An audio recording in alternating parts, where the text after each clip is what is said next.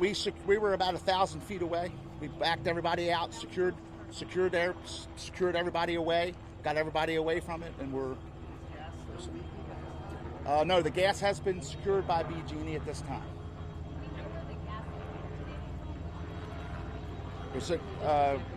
All of the buildings in this complex use gas for cooking or for heating. So there's a gas line that runs up the middle of the street. So BG&E will have to answer that question for you. But like I said, it was some type of outside incident where the gas migrated into the building or ended up into the building. And the crater, where exactly is that located? Sir, just hold on a second so I can get this on here. Thank you very much. The crater was located on the opposite side of the building, in between the front sidewalk and the parking lot, or the main street. Can you explain how gas leaking from the outside, it seemed like it was coming out of the road, or in essence the ground. How did it then in turn make the building explode? Natural gas, when it leaks into the ground, it can migrate, it can follow utilities along, and that's one of the issues that we've seen in the past. So we, evacuate the area, stand clear until BG&E can shut it down, and then, start evacuate the gas or get the odor out until it's safer at a safe level. The whole time we were here, we were utilizing air monitoring equipment to make sure that we were in the safe zone. So it's not uncommon when you have utilities that are buried under the ground for that to happen. Any idea how that initial damage happened? How does the crater open up? No idea.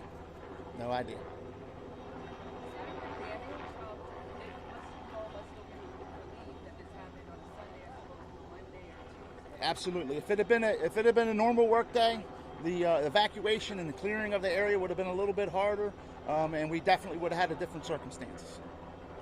Can you describe the businesses that damaged here? There's a workout facility here. There's a coffee shop here. A couple little small restaurants on the first floor. There's some professional offices and some legal offices and stuff on the second floor. And we are working with the building manager, the building owner, to make sure that all the property, the people who lease the tenant spaces have been notified. So there is, like I said, a couple local. I think there's a Social Security office here, a field office here. They have representatives on the scene that are working with us also. Idea how many? A dozen? Less? More? I have no idea. There's quite a few offices and places here. Is there any other buildings damaged in the area? Yes, there are some buildings in the area that have sustained superficial damage, some broken glass, some tree damage from the initial blast, but nothing as serious as the building behind us. Fire and Rescue will maintain a presence here while we work with our allied agencies as they go through their process.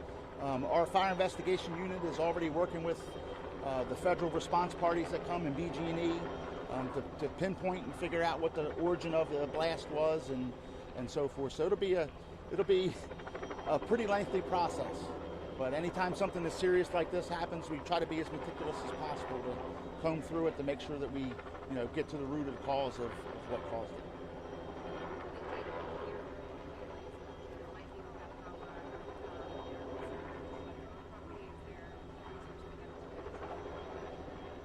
Obviously, if there's an odor of gas inside of your residence or you're concerned with your property, I would encourage anybody to call 911 and we'll send someone out to check.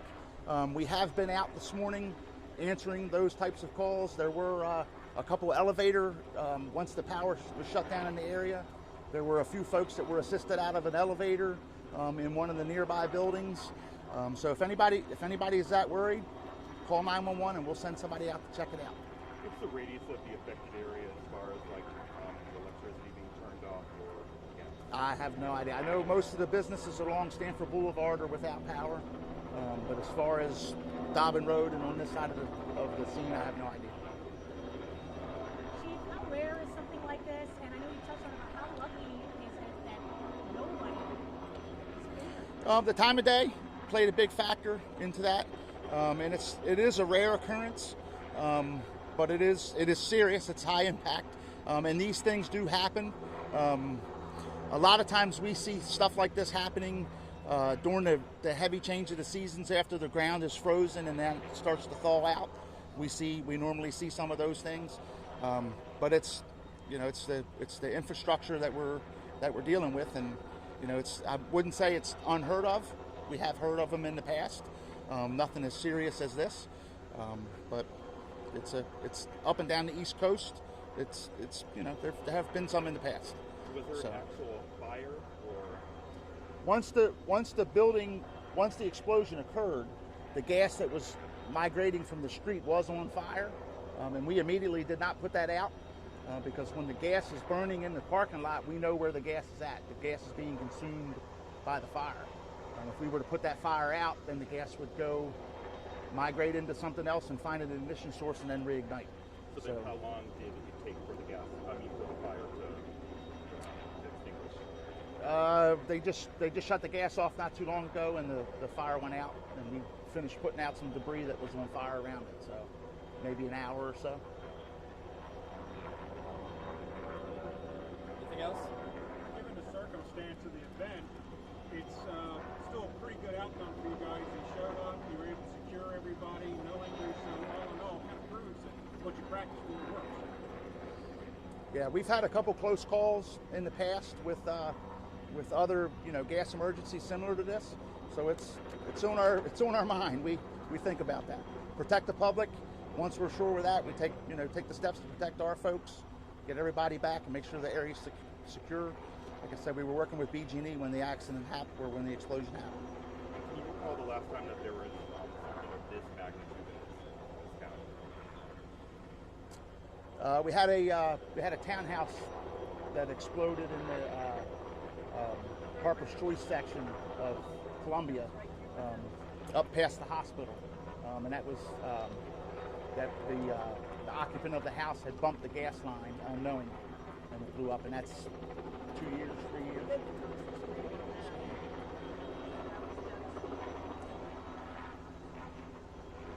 Any estimates on the amount of damage right now?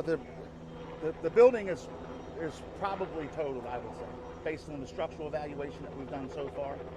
It's a lot of structural damage. Or even the businesses this way that don't seem to be as impacted are still considered can't enter. Not until we've had a chance to go through with our building inspectors and the structural engineer to make sure. So anybody that's put out by any one of the businesses, nobody will be allowed back in until we go through that process and make sure that the building's safe. And how long would that process be? Do you estimate? Can't estimate. All right, we're good. Thanks, guys. Thank you. So the fire that was over there, There was Is this your thingy? Too many people bum rush the mic thing.